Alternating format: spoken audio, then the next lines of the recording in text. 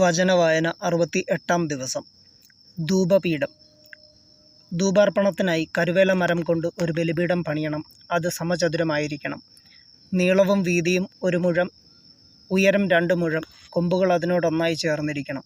മുകൾ ഭാഗവും വശങ്ങളും കൊമ്പുകളും തങ്കം കൊണ്ട് പൊതിയണം.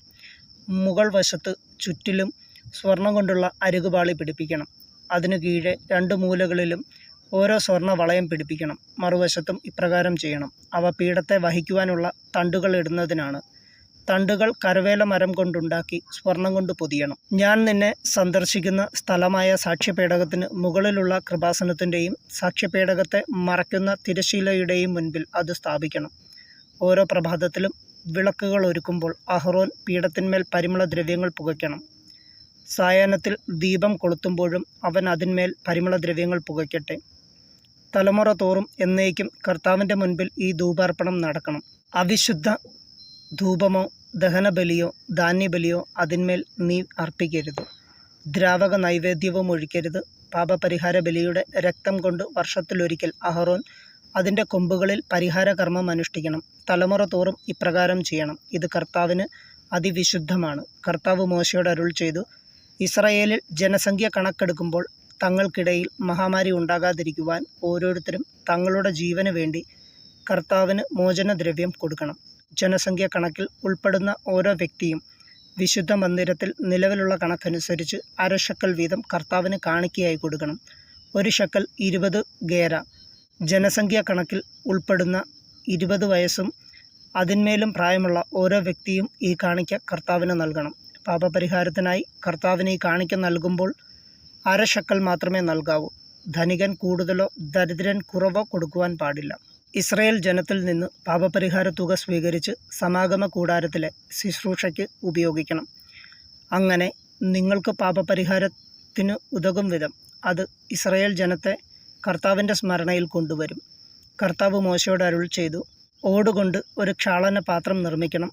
അതിൻ്റെ പീഠവും ഓടുകൊണ്ടുള്ളതായിരിക്കണം. അത് സമാഗമ കൂടാരത്തിനും ബലിപീഠത്തിനും ഇടയ്ക്ക് വയ്ക്കണം. അതിൽ വെള്ളമൊഴിക്കണം.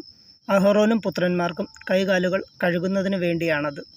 അവർ സമാഗമ കൂടാരത്തിൽ പ്രവേശിക്കുകയോ ശുശ്രൂഷയ്ക്കായി ബലിപീഠത്തെ സമീപിച്ച് കർത്താവിന് ദഹനബലി അർപ്പിക്കുകയോ ചെയ്യുമ്പോൾ കൈകാലുകൾ കഴുകണം, അല്ലെങ്കിൽ അവർ മരിക്കും. മരിക്കാതിരിക്കുന്നതിന് അവർ കൈകാലുകൾ കഴുകണം. ഇത് അവർക്ക് എന്നേക്കുമുള്ള ഒരു കൽപ്പനയാണ്.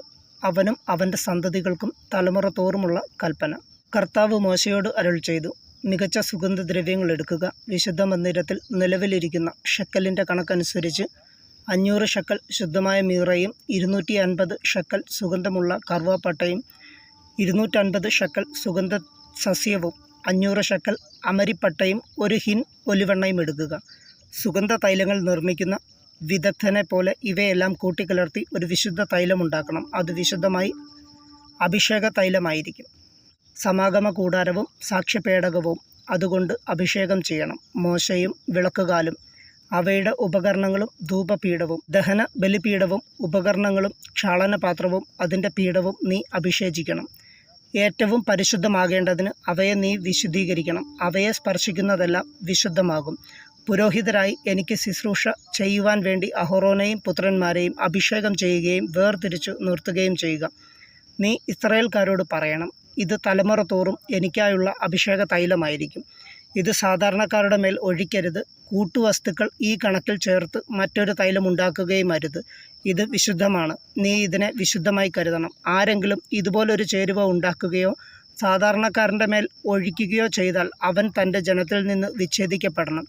കർത്താവ് മോശയോട് അരുൾ ചെയ്തു, ദേവദാരു തൈലം, നറുംപശ, ഗുൽഗുലു, കുന്തുരുക്കം എന്നീ സുഗന്ധദ്രവ്യങ്ങൾ സമമായി എടുക്കുക.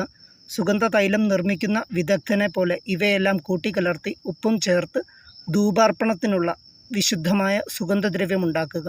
അതിൽ നിന്ന് കുറേയെടുത്ത് നേർമയായി പൊടിച്ച് ഒരു ഭാഗം ഞാൻ നിങ്ങളെ സന്ദർശിക്കുന്ന സമാഗമ കൂടാരത്തിലെ സാക്ഷ്യപേടകത്തിൻ്റെ മുൻപിൽ വയ്ക്കുക.